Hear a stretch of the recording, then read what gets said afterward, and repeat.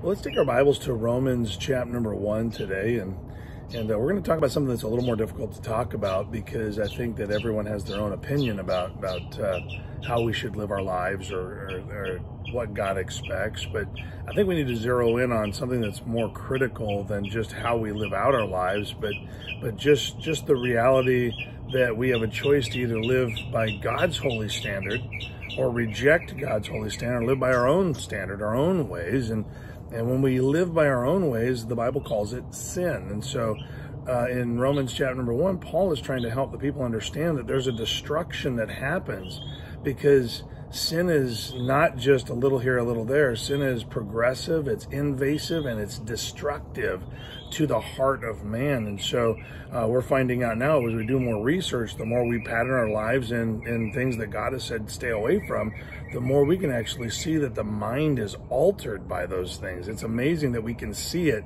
yet we don't attribute it to sin. We attribute it to just different ways of living. We see the truth, but we deny the power of that truth. And that's even contained here in Romans chapter number 1. And so let me just read some of the verses. I read a couple verses last week to you about just not being ashamed of God.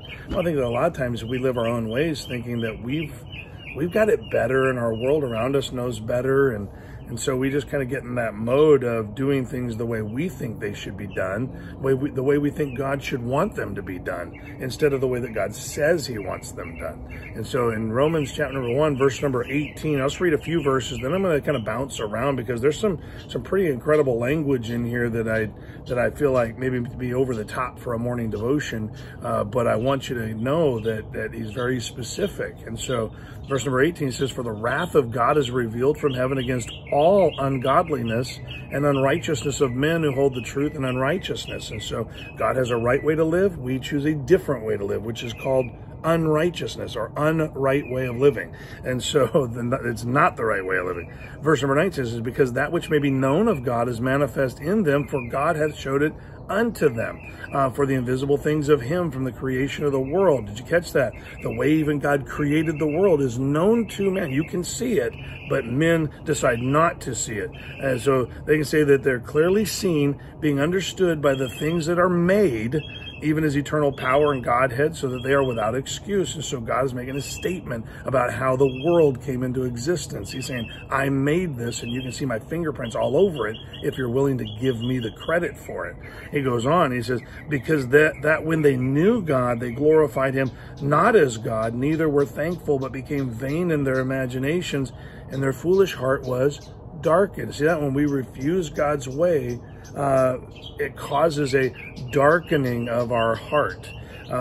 Verse number 22 says, "Professing themselves to be wise, they became fools." And so you see how it alters the thinking. We go to foolish thinking instead of godly or smart thinking or enlightened thinking, because I think the world around us thinks they're so enlightened, but actually it's a darkness, a dark cloud that comes in, and your thinking is skewed or even just limited. So we go on, we jump around. Now that's where we start to bounce. Verse number 24 says, "Wherefore God gave them up to uncleanness through the lusts of their own hearts, to dishonor their own bodies between themselves." And so he says, you don't want my ways? I'm going to let you have your ways. You go ahead and live your ways, and you're going to dishonor yourselves. You're going to embarrass yourselves among yourselves. And so you're going to do things together that don't make any sense.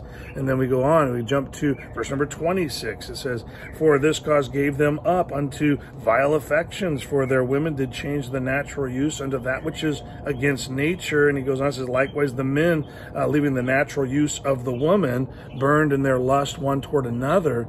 And so I'm just going to stop right there. I just want you to see this, that there's this, as darkness covers your heart and foolishness becomes your thinking, you choose things that dishonor you and dishonor others. And really, in that rejection of God, God keeps letting you have what you desire. He says, if that's what you want, if you want nothing to do with me, I'll let you have that. And see, that's important for people to understand, that God doesn't put anybody in hell. We put ourselves in hell by rejecting his offer of love. We choose our own ways instead of his ways. And then he goes on in verse number 28, last verse that I'll read out of the chapter, but I really encourage you to look at this chapter because it's very enlightening. Verse number 28, it says, and even when they did not like to retain God in their knowledge, God gave them over to a reprobate mind to do those things which are not convenient. So do you see that progression? Sin kind of invades, and as it invades, it destroys.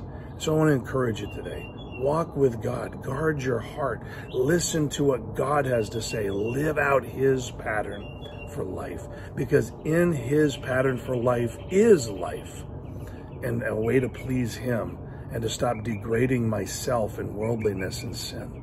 And so I just want to put this out there for someone who needs to hear this. Sin is destructive because it's so invasive. It darkens our heart and it makes our thinking foolish, and we're unable to get to where we need to go. And so let's stop being paralyzed and turn our attention to the Lord, surrender to him, and allow him to lead us. And I know that when we do, every day from there will be a great day.